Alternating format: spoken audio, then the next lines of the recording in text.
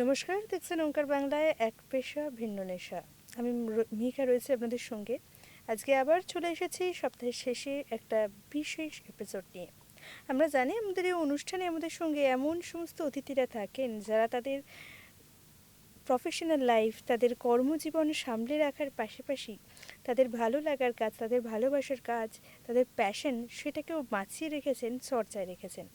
আজকেও আমাদের সঙ্গে এরকমই একজন অতিথি রয়েছেন যিনি পেশাগত দিক থেকে আইটি প্রফেশনাল হলেও তার নেশা কিন্তু ভয়েস ওভার আর্টিস্ট, বাচিক শিল্পী এবং ভয়েস নিয়ে, কণ্ঠ নিয়ে বেশ অনেকখানি কাজ। আমাদের আজকের অতিথি স্নেহাত্রিদাকে আমি ওঙ্কার বাংলার পর্দায় স্বাগত নমস্কার। জানাচ্ছি। নমস্কার স্নেহাত্রিদা। আমি শুরুতেই যে প্রশ্নটা করব, আইটি প্রফেশনালসদের এই অনুষ্ঠানে পেলে আমি আগে এই প্রশ্নটাই করি, কারণ আইটি মানেই আমরা জানি প্রচণ্ড কাজের চাপ। তারপরেও এতটা টাইম বের করে প্র্যাকটিস করা, গলাকে ঠিক রাখা, এত কিছু, এটা অ্যাডজাস্ট হয় কীভাবে? প্রথমত ভয়েসের যে কাজটা আমি করি ওটা ওই যে প্রচণ্ড কাজের চাপ থাকে, ওই চাপ থেকে কিছুটা বেরোনোর জন্যই করা। আর চর্চা, মূলত চর্চা বলতে যে জিনিসটা বোঝায় সেটা আমার কোনো প্রথাগত শিক্ষা বা ওই ধরনের চর্চার কোনো ক্রাইটেরিয়া আমি ফলো করিনি, আজও করি না, কারণ সেটা অবশ্যই সময় হয় না। আমি যেটা করি সেটা রেগুলার গল্প পাঠ করি, বই থাকলে বই পড়তে লাগি এবং সামান্য কিছু রুলস ফলো করা যেগুলো করতে হয় সেইগুলো।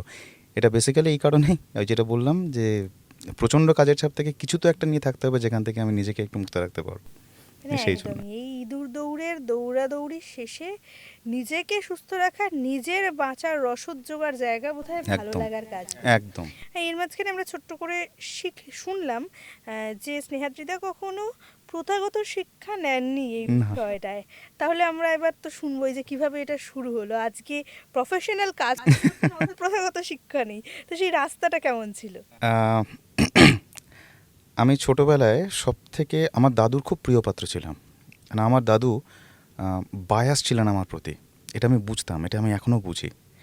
বাড়ির সমস্ত বাচ্চারা অন্যায় করলে তাদের জন্য শাস্তি, আমি অন্যায় করলে আমার জন্য 7 খুন মাপ।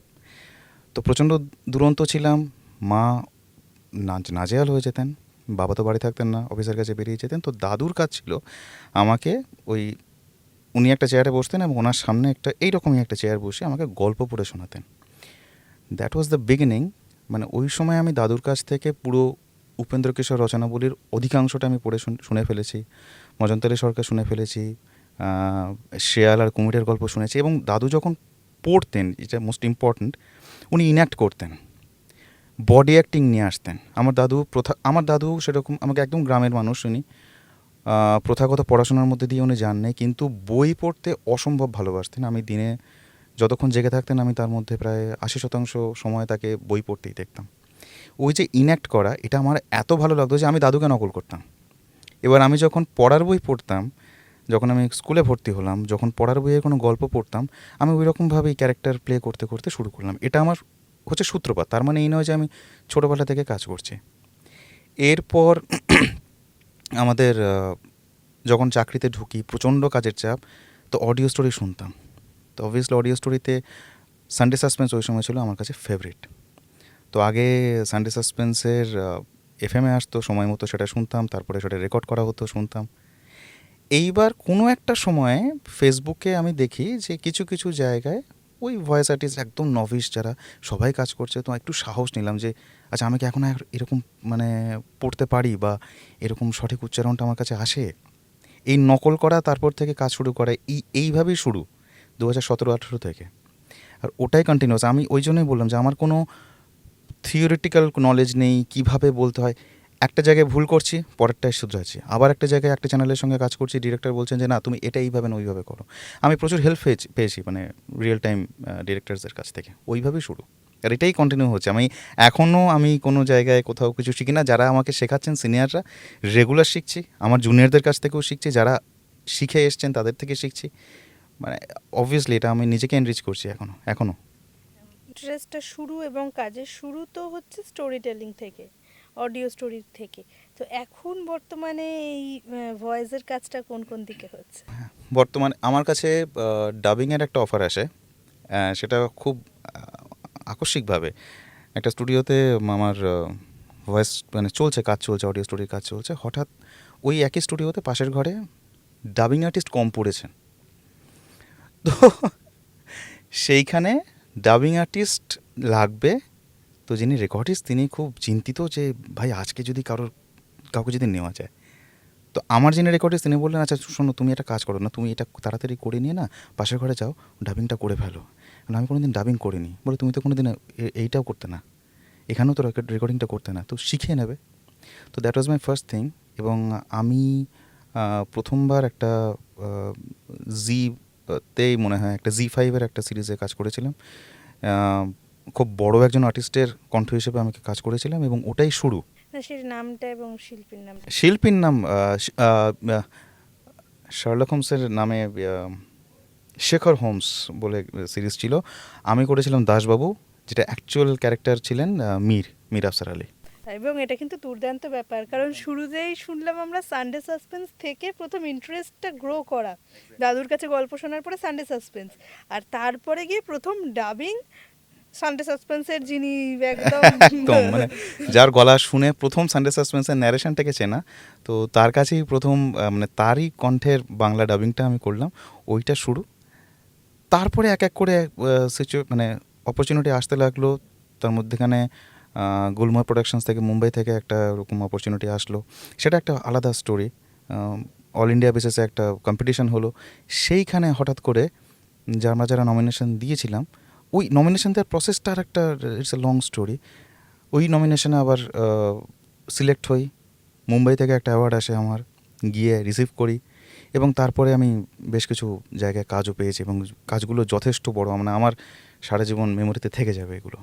তবে এই রাস্তার মাঝখানে ওই যে বললাম সবচেয়ে ইন্টারেস্টিং টার্নিং পয়েন্ট, ওই যে শুরুটা, যাকে দেখে শুরু তার হয়ে কণ্ঠ দেওয়া, এই এক্সপিরিয়েন্সটা আমরা আরেকটু ভালো করে শুনি।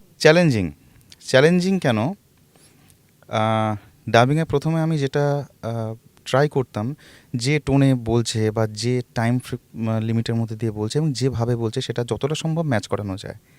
এবার বিষয়টা হচ্ছে আমি মীর আফসার আলীর ভয়েস মাথায় ঘুরছে যে এটা আমি কিভাবে পারবো, মানে এটা সম্ভব কিভাবে। উনি এতটা সাবলীল, ওনার কাছে ক্যামেরা, উনি নিজেই একজন ইন্ডাস্ট্রি, ক্যামেরা মাইক উনি খেয়াল রাখেন না। আমার কাছে ক্যামেরা আসলে আমি এখন কনসিয়াস, আমার কাছে এই মাইক্রোফোনটা এসছে আমি এখন প্রচণ্ড কনসিয়াস, যদি এদিক থেকে ওদিক কিছু হয়ে যায়। তো ওই মানে কনসিয়াসনেসটাকে সরাবো কী করে। প্রথম দিন আমি রেকর্ড করেছিলাম, একটা এপিসোড করতে আমার সময় লেগে গিয়েছিলো 1 ঘন্টার উপর।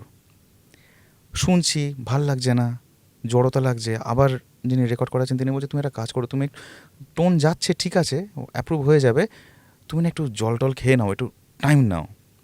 কনসোল করানো যে হ্যাঁ ঠিক আছে চলছে, ভুলে যাও সামনে কে আছে, বাট তুমি করো। এই এই এক্সপিরিয়েন্সটা না, মানে আমি বলছি হয়তো বোঝাতে পারছি না, আমি জানি ওই সময় কী টেনশনটা কাজ করেছিল।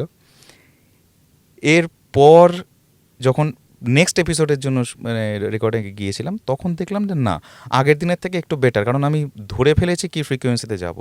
তো তাড়াহুড়ো করে কথা বললেও সেই ফ্রিকোয়েন্সিটা আমি ম্যাচ করতে পারছি, স্লোতে গেলেও সেটা ম্যাচ করতে পারছি, না ইমোশনগুলো ক্যারি করতে পারছি।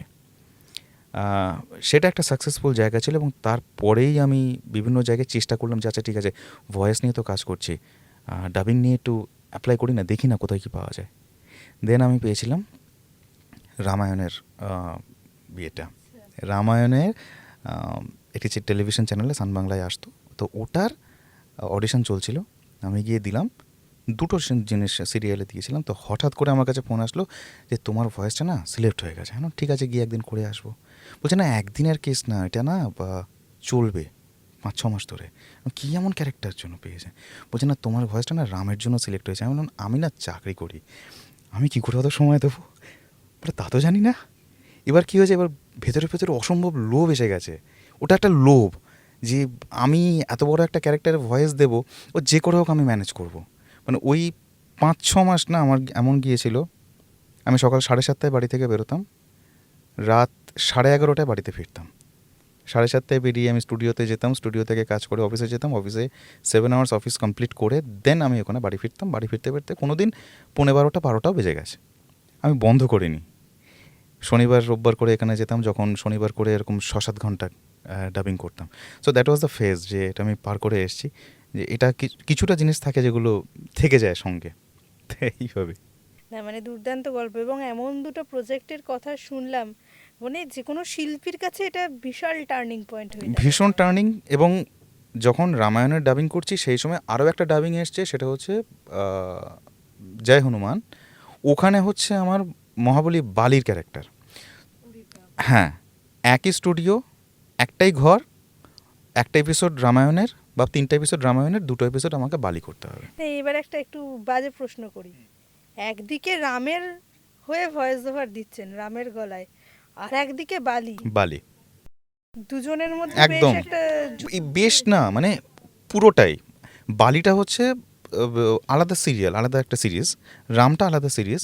তো আমার মানে আমি কন্ডিশন দিতাম যে আমি আগে রামটা করব, কারণ অতটা সুদিং ভয়েসটা বের করাটা সব সমস্যা, বালি করে আমি পারবো না।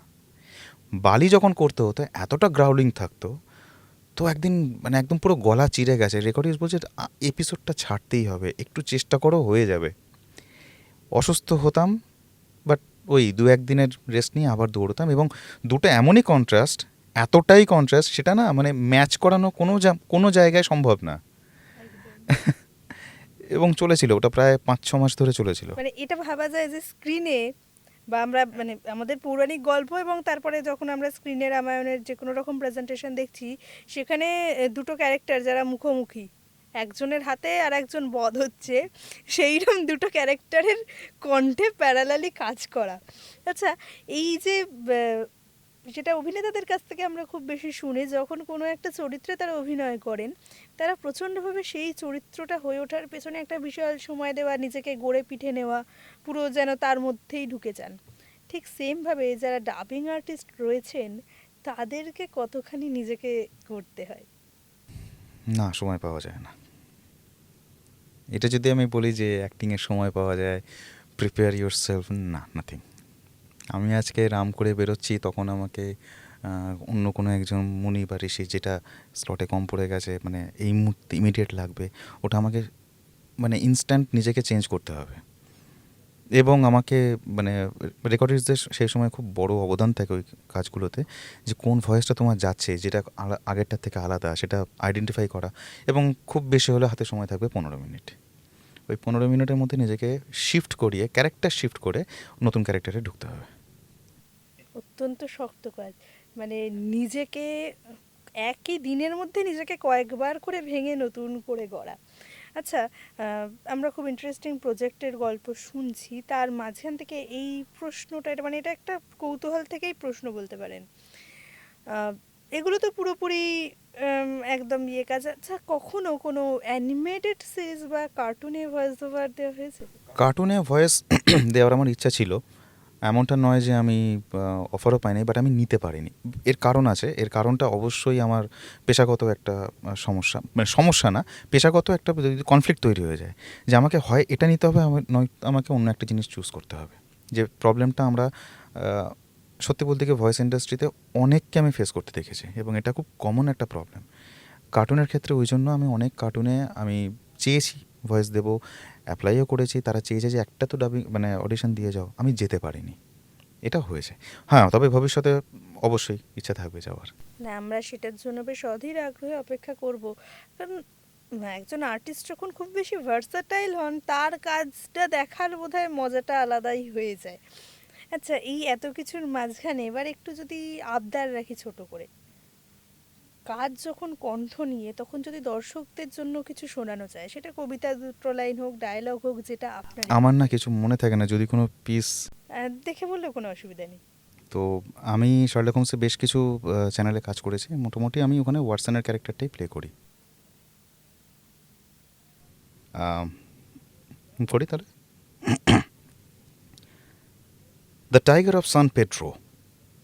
আমার চোখের সামনে বিদ্যুৎ চমকের মতো ফুটে উঠল মধ্য আমেরিকার একনায়কতন্ত্রের সেই দিনগুলো, যে রক্তলোলুপ শয়তানটা তখন সভ্যতার নামে নৃশংসতার শাসনে অতিষ্ঠ করে তুলেছিল সেখানকার প্রতিটা মানুষকে।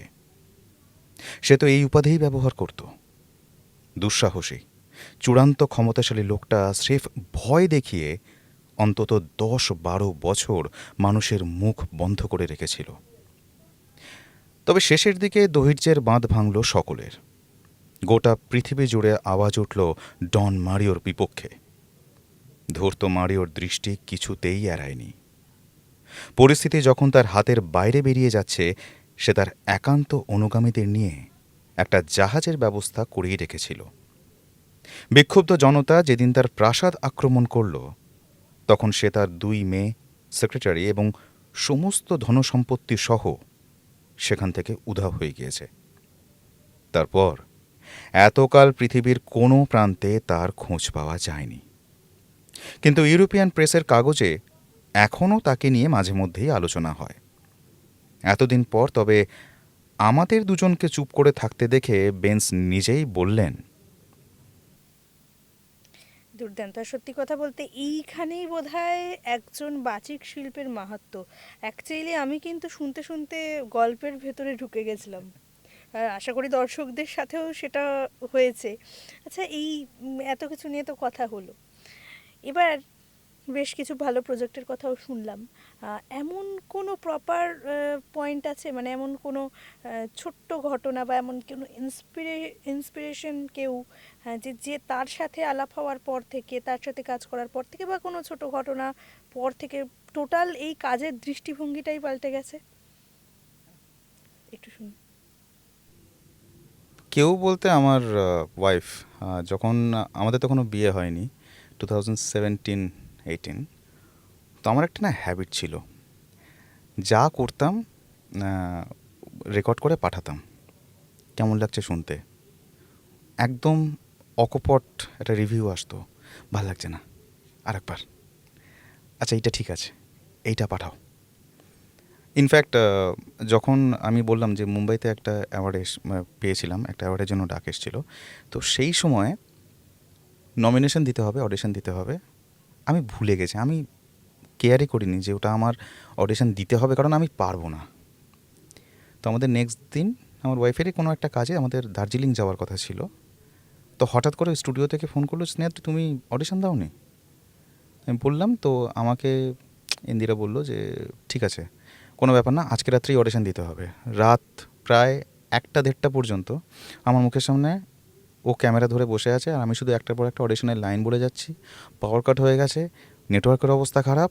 আমরা ঠিক করেছি যে এনজেপিতে নেমে আমরা কোনো এতে গিয়ে, কোনো স্টুডিওতে গিয়ে বা সাইবার ক্যাফেতে গিয়ে সেখান থেকে আপলোড করব। ওটা জোর করে ওই দিনই আমাকে রাত প্রায় 2টো পর্যন্ত বসিয়ে রেখে ওটা আপলোড করিয়েছে। আপলোড করিয়ে তারপর ওই পিসটার জন্যই আমি অ্যাকচুয়ালি অ্যাওয়ার্ড পেয়েছি মুম্বাই থেকে। এবং এখনও পর্যন্ত আমি যখন কোনো কাজ করি, তো আমার প্রথম কাজ, আমার প্রথম প্রজেক্টটা, প্রথম আউটপুট যেটা, সেটা আমি একবার শুনিয়ে নিই। সব পারি না, কারণ সে এখন নিজে ভীষণ ব্যস্ত। ইম্পর্টেন্ট কিছু জায়গা সেটা এখন শুনিয়ে নিই। এই অভ্যেসটা থেকে গেছে, এই অভ্যেসটা থাকবে। না, সত্যি জীবনে এরম একজন মানুষ থাকা ভীষণ দরকার বোধহয়। একদম কম্ফর্টেবল দুজন মানুষ একজন আর একজনকে গ্রো করতে সাহায্য করছেন, কোথাও গিয়ে শিল্প সত্তা পুরোপুরি বোধহয় নিজেকে উন্মোচন করতে পারে, এইরকম সাপোর্টটা। ভয়েসগুলো ভালো বোঝে, কারণ নিজেও লেখালেখির সঙ্গে যুক্ত, নিজে লেখিকা, নিজে প্রকাশনের কাজে যুক্ত, সুতরাং ও জানে যে কোনটা কী চাইছে, কীভাবে কী চাইছে। আর ওই আমরা যখন চুপচাপ কোনো রেয়ারলি কোনো জায়গায় রেয়ার ছুটি পাই বা একদম কোনো কাজ নেই, কিচ্ছু নেই, হয় সিনেমা দেখি, নইলে আমি একটু বই পড়ে শোনাই, ওইভাবে সময়টা কাটে, সন্ধ্যাবেলাটা কাটলো বা দুপুরবেলাটা কাটলো, that was the best time. Covid পিরিয়ডে অ্যাকচুয়ালি আমি ওইটাই করেছিলাম, কোভিড পিরিয়ডে গল্প পড়ে শুনিয়ে এইভাবেই দিন কেটেছিল। আচ্ছা, এবার না একটা ছোট করে প্রশ্ন করি, মানে এই যে এত কিছু কথা হলো পুরোটাই ভয়েস নিয়ে, এর বাইরে আর কিছু চর্চা হয়? চর্চা আর কিছুই হয় না। ছোটোবেলায় আমি শুধু ভয়েসের কাজ, তো ওটা সিরিয়াসলি করতামই না, তো মা আমাকে ওই আঁকায় টিচারের কাছে ভর্তি করে দিয়েছিলেন। তো একটা সময় পর্যন্ত আমি আঁকাতেও কম্পিটিশানে ঢুকেছিলাম। তো আর্ট কলেজের কিছু এক্সাম হতো, তো প্রতি ইয়ারই পাস করতাম। সেকেন্ড ইয়ার, থার্ড ইয়ার পর্যন্ত গিয়ে তারপরে হঠাৎ একদিন মনে হলো ভাল লাগছে না, আঁকাতে বড্ড সময় লাগে, অনেকক্ষণ বসে থাকতে হয়, আর ভাল লাগছে না। ওই আঁকাটা আর কন্টিনিউ করা হয়নি। আমি কবিতা হ্যাঁ পছন্দ করি, বাট নিজে অতটা কবিতার মধ্যে ঢুকিনি। এই অতিরিক্ত কিছু বলতে এই আঁকা, মাঝে মাঝে খেলতে যাওয়া, এইসবই থাকে। এক্সট্রা কারিকুলারের মধ্যে ওই আঁকাটাই ছিল। এখনও বাড়িতে 2-3টে এরকম 1997-98-এ আঁকা কিছু ছবি এখনও রয়েছে, যেটা মা বলে যে আর তো আঁকবি না, তাহলে এইগুলোই থাক। বেশ। আচ্ছা, এখনো অবধি যতজনের হয়ে ভয়েস দিয়েছেন তার মধ্যে বেস্ট 3টে ক্যারেক্টার।